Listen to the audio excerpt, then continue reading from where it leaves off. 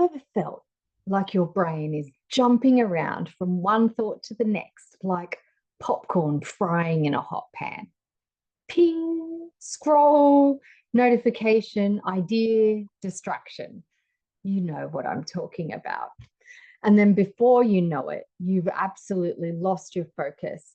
You can't find the clarity. The brain fog sets in. And as part of that, your energy tanks. That's what we call the popcorn brain. And right now, most leaders and their team members are living in popcorn world. G'day, I'm AJ, and I've spent over 25 years helping leaders and their teams to improve their culture, to become more high performing without burning out. And I've started seeing a pattern that we're not just busy, we're actually mentally scattered, we're overstimulated, and we're struggling to think deeply. So let's have a chat about it. Let's have a chat about what percentage popcorn brain is happening for you, why it might be happening, and how you can reset that focus so that you can lead again with clarity. So first, let's think about percentage-wise and what exactly is popcorn brain, and is this a new phenomenon? Well, it's been around ever since the World Wide Web was around and we all started carrying personal mobile phones. I always say there was kind of BC, before Christ, after the iPhone. It completely changed the way we all operate and live in our day-to-day worlds. And popcorn brain is what happens when your mind becomes so used to constant stimulation that it can't tolerate stillness anymore. It's constantly looking and searching and jumping around. And so when we get still, we get concerned. It starts to actually instill fear to have calm and quiet. And our thoughts are randomly jumping around anyway, all the time, like popcorn kernels just exploding in a pan. And you know what it's like. You get pings from your emails, pings from your messages, you're getting WhatsApped, you're looking and scrolling through short videos, you're on the TikTok, you're looking at Facebook, whatever it is, Messenger, AI tools, people are texting you, and you're jumping from meeting to meeting on Zoom, on Teams, on whatever it is. There's no space, there's no pause, and there's no opportunity for depth. There's no opportunity for recalibration and for our nervous system to actually catch up to where we're at. We're just constantly switching. Can you relate? So why does this happen and what percentage? Well, percentage-wise, what they're showing now that is up to 80% of the time we're in that mode. Maybe the other 20% we're sleeping. I don't know. But they say 80% of the time we are flicking and switching, and we're teaching our children that, right? We're giving our children devices at very young ages. They're getting constantly bombarded with stimulation. So they're in the same boat too. And we're training our brains this way.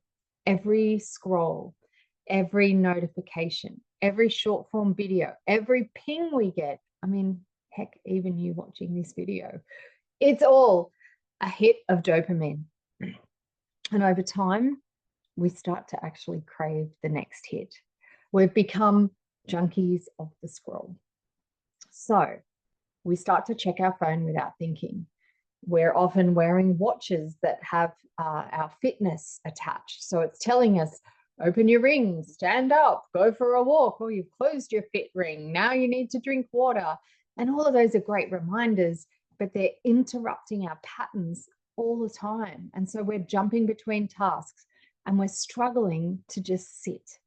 And maybe you need to sit with one idea and you're just not finding capacity or ability to do that. And so now we've thrown AI into the pan. We've added hot oil to the popcorn, which means we're starting to outsource our thinking and we're losing the muscle of deep focus. No wonder we're starting to feel overwhelmed and like we're swimming in an AI technology soup. We're constantly distracted and mentally foggy. Can you relate? And so for leaders, this isn't just about productivity. It's about how we lead. It's about How do we show up? What do we demonstrate for our people? Because when our own attention is fractured and all over the place, then we get sloppy with our decision making.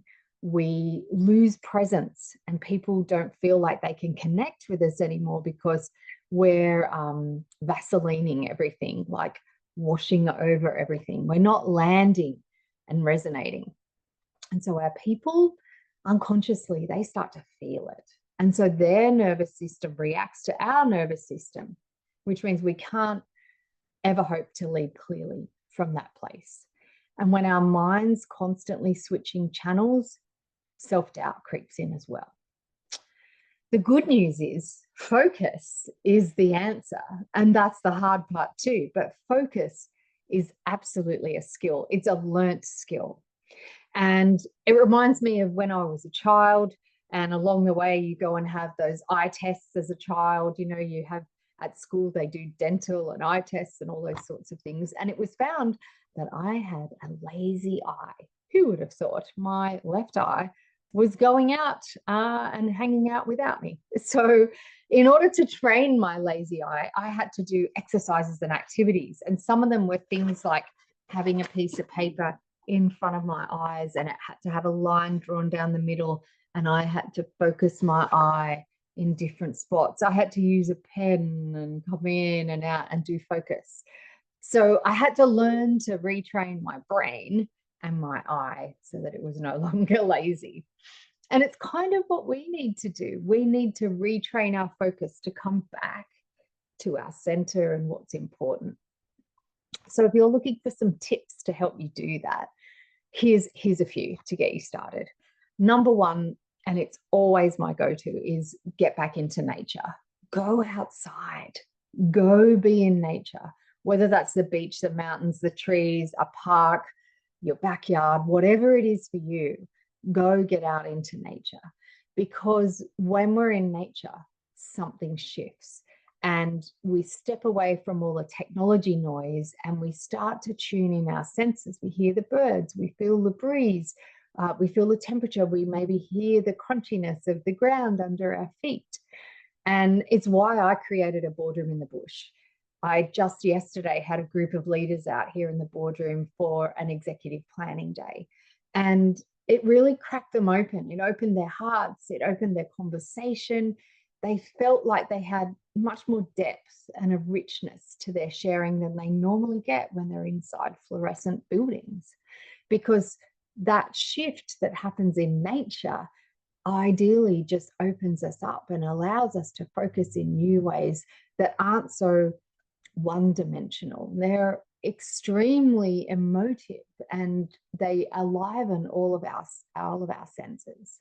So for me, it's my morning bushwalk. Every morning without fail, I walk my little doggies out in the bush, not so little. For you, it might be swimming or riding a bike or dancing or gardening or Tai Chi, or maybe you like woodwork and sanding and crochet or whatever it is. For me, I find nature slows my mind and clarity returns. Go where you love it. Go by the lake, go to the desert, wherever your country, your piece of land, your peace, your he shed, she shed, man shed, them shed, whatever it is you love to do, your space, your headphones on, the music playing, go do that. You know, it's interesting. I remember a lot of people saying to me, and I still find it to myself, that when they get into an aeroplane, they find, and they've got to go on a long haul flight. Before we had Wi-Fi on planes, they were like, oh, I get this clarity of thought. And I really found it on long haul flights. So number two can be turn off notifications. Because when we're on a plane, right, and people know we're traveling, it's kind of like I'm uncontactable, which is the same thing as turning on flight mode on your phone. And so when we've switched off, when we've turned on flight mode and turned off everything else, we find that we can start to have focus and clarity. I have written lots of text for lots of my books when I'm in the air. So I usually take a notepad and pen, so I'm completely tech free, and I find the thoughts just flow. because every ping on our phones and our laptops and devices is training our brain to break focus. It is forcing us to switch. And so we need to stop that switching pattern. So think about number 2 is go to flight mode once in a while, every day for a little while if you can. And so that kind of means a bit of phone free time or notification free time. Number 3, I would say, especially in the workplace, is meeting free time. I've had teams where we've actually blocked out whole days. We've said Fridays are meeting free, and people would come more mufti, more in their relaxed clothes. And you would find that people were so much more chill. They were more likely to go around the office and talk to each other. And they would all say at the end of the day that they got more done because they weren't just sitting in meetings all day long. So protect some blocks in your calendar. Maybe you can't do a whole day like we did, meeting free Fridays. Maybe you can just do a couple of hours. But think about that. Could be after lunch, have 2 hours of meeting free time every day. And imagine how much you could get done. Leave your phone outside or in your bag or somewhere else. Your best thinking will come when you're completely free to just focus on what's most important. And number 4, talking about focus and what's most important, I like to think of using deep focus cycles. Some people often call this the Pomodoro method, and that might be 40 minutes of focus time, 10 minutes as a reset, 10 minutes to go around the office and talk to each other and to catch up. Keep Post-it notes beside you, and as you think of something you got to talk to someone about, write it down and then go to them later and chat to them in that 10-minute break. But even knowing that a couple of hours a day we're going to have this focus time, as a team, you're going to get so much done because you're not going to interrupt each other, and you're going to be able to just sit and focus on something that is deep work, something that you need to do. And if we cycle in and out of that, we still allow the brain to get its dopamine hit, but we also keep training it to go deep and to think and to marinate in an idea. You know, give yourself some time when you've got a problem to solve to actually spend some time with it rather than just fleeting and grabbing the nearest thing. Number 5, finally, then, is to just practice stillness, mindfulness, meditation, something that allows you to just be completely still and quiet. And this is one that I find in modern life most leaders are avoiding because it can feel uncomfortable or unproductive. For all you perfectionists out there, it is okay to stop and to genuinely stop. Like, lean into your discomfort because that's your brain detoxifying from that constant stimulation. Sit with it. We have forgotten how to be bored. I don't know about you, but I remember back, I'm a child of the 70s. Yes, I was born last century. I can remember on weekends and after school sometimes saying to my mum, I'm bored. You know that, I'm bored.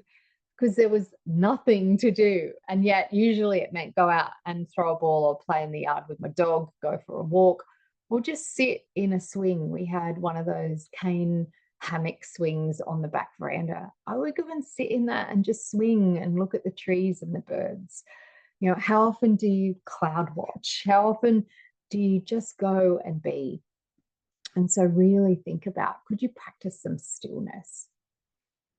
Finally, if you're a leader, think about the fact that your habits shape the culture. How you show up, what you put your attention and focus on shapes what others see as right and true. If you're always distracted, if you're running around like crazy, and it's like a cyclone when you are in the office, if you're reactive and you're just busy all the time, then so will your team be. They're going to pick up on that and they're going to see that as the norm and they're going to replicate it. So focus, protect your focus, guard it, create space for deep thinking and model that for your people. Reward that, talk about that, let them follow your lead. Because here's what I've learned from working with 25,000 leaders. Clarity doesn't come when you're doing more. Clarity doesn't come from a cluttered calendar. I always say to leaders when they say to me, I'm just not getting any strategic thinking time, I say, show me your calendar. Show me your calendar over the last 2 weeks. And if it's completely jam-packed full, any wonder. You have to make space by removing the noise. And when the noise stops, your thinking, it's going to return. The insights return, the ahas, the magic. And then you can start being the leader you're meant to be, because that starts to come back too. I'd love to hear what you think.